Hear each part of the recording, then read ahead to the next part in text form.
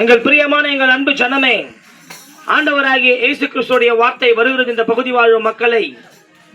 இன்றைக்கு ஒரு மனிதன் பாவத்திலேயே வாழ்வானால் பெற்றவர்கள் ஒரு சில நேரம் மட்டும்தான் சொல்லுவாங்க, ஒரு சில காலம் மட்டும்தான் சொல்லுவாங்க. கேட்கலன்னு சொன்னா விட்டுடுவாங்க.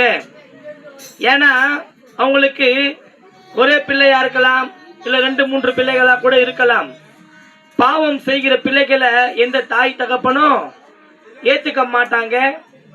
அப்படி பாவம் செய்வார்களானால் அந்த பாவத்தை குறித்து தாயும் தகப்பனும் அந்த பிள்ளைகிட்ட பேசி பார்ப்பாங்க. பேசியும் அவங்க அந்த தவறுல இருந்து மனம் மாறலன்னு சொன்னா அந்த பிள்ளைய எப்படின்னாச்சுன்னா போ சொல்லி விட்டுடுவாங்க.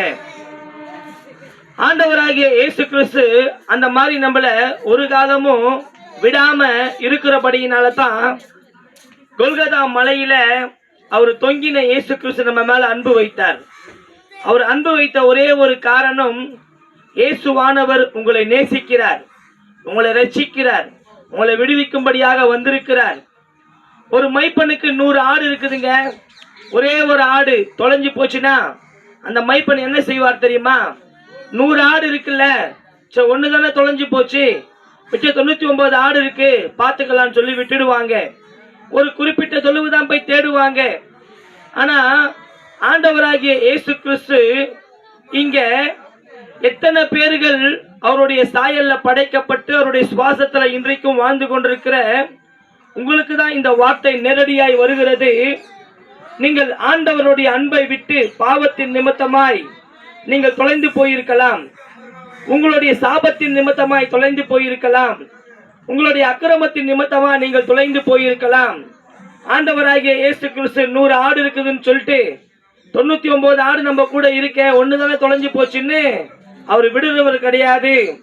அவர் ரத்தத்தினாலே உங்களை விலை கொடுத்து வாங்கினார், அவருடைய சதையினாலே உங்களை விலை கொடுத்து மீட்டார், அவருடைய தன் ஜீவனாலே இன்றைக்கு உங்கள் பாவங்களையும் என்னுடைய பாவங்களையும் மன்னித்தார்.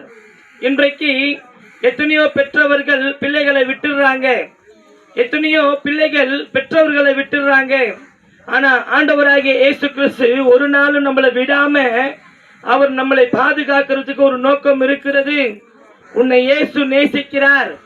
இயேசு உங்களை நேசித்தபடினாலதான் இந்த பகுதி வாழும் மக்களுக்கு இந்த வார்த்தை வருகிறது. என் அன்பு சகோதரனே சகோதரியே, இது மத மாற்றம் அல்ல. உங்கள் மனதில் இருக்கிற வேதனைகளை எத்தனையோ பேர்கிட்ட சொல்லி இருப்பீங்க. உங்களுக்காக ஒருத்தர் முள்முடி குத்தப்பட்டு, உங்களுக்காக ஒருத்தர் ஆணியினால் அடிக்கப்பட்டு, உங்களுக்காக ஒருத்தர் சவுக்கனால் அடிக்கப்பட்டு தன் ஜீவனை விட்டவர் 3ஆம் நாள் உயிரோடு எழுந்து இன்றைக்கும் சதா காலங்கள் உயிரோடு இருக்கிறார் என்பதை இன்றைக்கு நான் உங்களுக்கு தெரியப்படுத்துகிறேன்.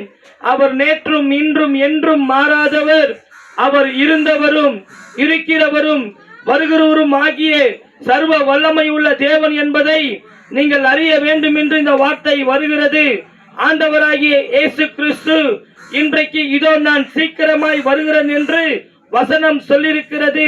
நீங்கள் எப்படியாப்பட்ட பாவத்தில் இருந்து நீங்கள் மனம் திரும்பாமல் இருக்கலாம், உங்களை தேடி ஆண்டவர் வந்திருக்கிறார். அன்றைக்கு ஒரு மகன் தன் தகப்பனை விட்டு ரொம்ப தொலைவுல கடந்து போயிட்டான். ஆனாலும் ஆண்டவர் மீண்டுமாய் அந்த மகனுக்கு ஒரு வாய்ப்பை கொடுத்தார். அதே போலதான் மைப்பன் மேய்ச்சிருந்த ஆடுகளிலே ஒரு ஆடு தொலைந்து போகும் பொழுது ஆண்டவராகிய இயேசு கிறிஸ்து அந்த ஆடை மீண்டுமாய் அவருடைய மந்தையில சேர்க்கும்படியாக ஆண்டவர் அந்த மைப்பனுக்கு அந்த ஆடை என்ன பண்ணாரு? மீண்டுமாய் கொடுத்தார். இன்றைக்கும் மறுபடியுமாய் உங்களுக்கு ஒரு வாழ்க்கை வருகிறது. நீங்கள் பாவம் செய்யலாம், நீங்கள் தவறு செய்யலாம், என்னை மன்னிக்க யாருமே இல்லையா என்று நீங்கள் யோசிக்கலாம். உங்கள் பாவங்களை மன்னிக்கும்படியாதான், உங்கள் சாபங்களை மன்னிக்கும்படியாதான் இயேசு கிறிஸ்து சாபமாய் மாறினார். இன்றைக்கு ஆண்டவராகிய இயேசு கிறிஸ்துவை நம்புங்க. அவர் உயிரோடு இருக்கிறார், உங்களுக்கு புது வாழ்வை கொடுப்பார். அவரை நம்பும் பொழுது நிச்சயமாகவே உங்க வாழ்க்கை மாறும். கர்த்தர் தாமே உங்களை ஆசீர்வதிப்பாராக. கண்களை மூடுங்க, உங்களுக்காக ஜெபி